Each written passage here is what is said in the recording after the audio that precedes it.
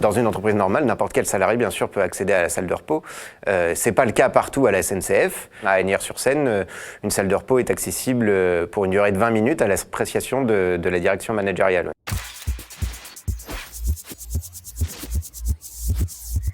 Bonjour, je m'appelle Gauthier Takela, je suis cheminot à Paris Nord, je suis conducteur de train et je vais vous expliquer aujourd'hui qu'est-ce qu'il faut faire pour pouvoir prendre une pause de 20 minutes à Asnières-sur-Seine, si vous êtes gentil.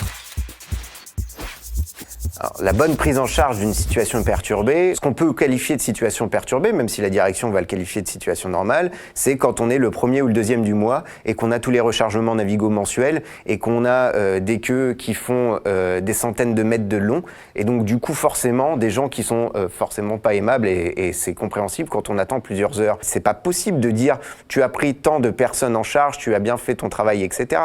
Donc c'est totalement laissé à l'appréciation du manager. Maintenant on a des chefs qui sont de plus en plus détachés du terrain et qui sont là juste pour juger et jauger les actions des agents. Donc en gros, si tu t'entends bien avec ton manager, il dira oui, c'est bien, tu as bien géré la situation. Si tu t'entends pas, il te dira bah écoute, tu reviendras la prochaine fois pour ta salle de repos.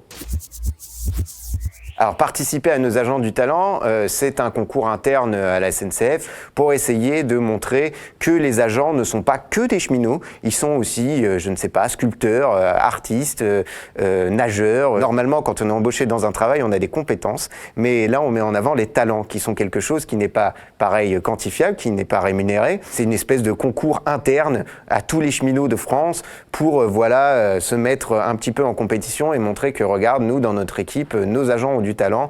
On a un champion numéro 1 de nos agents du talent à Asnières-sur-Seine par exemple, et vous à côté à Épinay, vous n'avez pas de nos agents du talent, vous n'êtes pas les mêmes cheminots. Une ECM, c'est une enquête client mystère. Il va y avoir quelqu'un, généralement une entreprise qui ne fait que ça, qui va venir et qui a un cahier des charges, en gros, et qui doit contrôler que votre travail est bien fait, de manière anonyme. Ces bonnes notes sont totalement aléatoires et mettent sous pression en permanence l'agent. Il aura le droit à 20 minutes de pause s'il est à 100% en permanence tout le temps. Et c'est une pression psychologique permanente.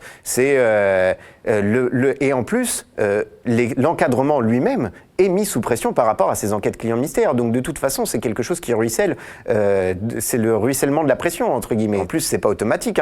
Le client mystère vient pas juste après voir le manager et lui dire je viens de contrôler, il a fait du bon travail, envoie-le en pause. Non, c'est pas comme ça.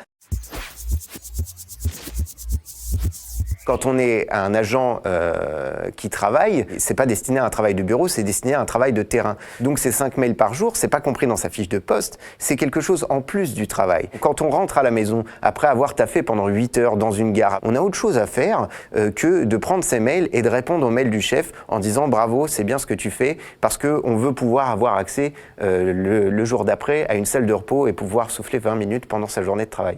Ce management par le mérite, bien sûr, on a plein d'autres exemples. Un autre qui est sorti récemment aussi et qui vient de la même région d'ailleurs, c'est ce qu'on appelle le concours Top Laffeur. Donc la LAF, c'est la lutte antifraude. C'est quelque chose qui est déployé auprès des agents qui avant faisaient que du commercial, de la vente et de l'accueil. C'est un concours qui donne un chèque de 150 € à l'agent qui aura été celui qui aura fait le plus d'amendes dans les contrôles. Et non seulement le plus d'amendes, mais en plus, c'est ça qui est impressionnant, c'est que ce concours en particulier, c'est le plus d'amendes directes, c'est-à-dire des amendes payées rubis sur l'ongle au moment du contrôle et pas des mises en place de dossiers qui sont payés plus tard. Non.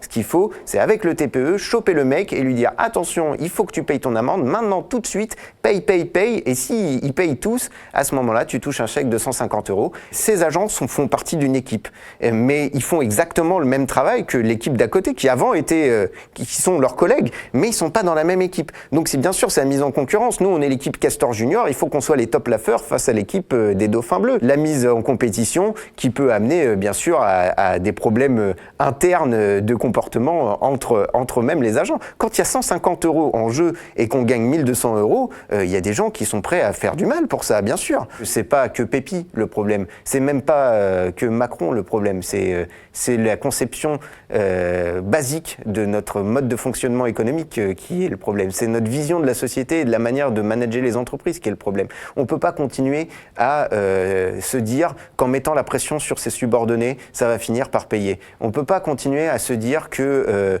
quelqu'un qui vient au travail avec la boule au ventre, oh ça finit, il n'a qu'à partir. Il y en a d'autres qui attendent à la porte. On ne peut pas continuer comme ça. C'est vraiment une réflexion globale sur la société qu'il faut avoir et nous, on va se battre pour qu'on l'ait à la SNCF.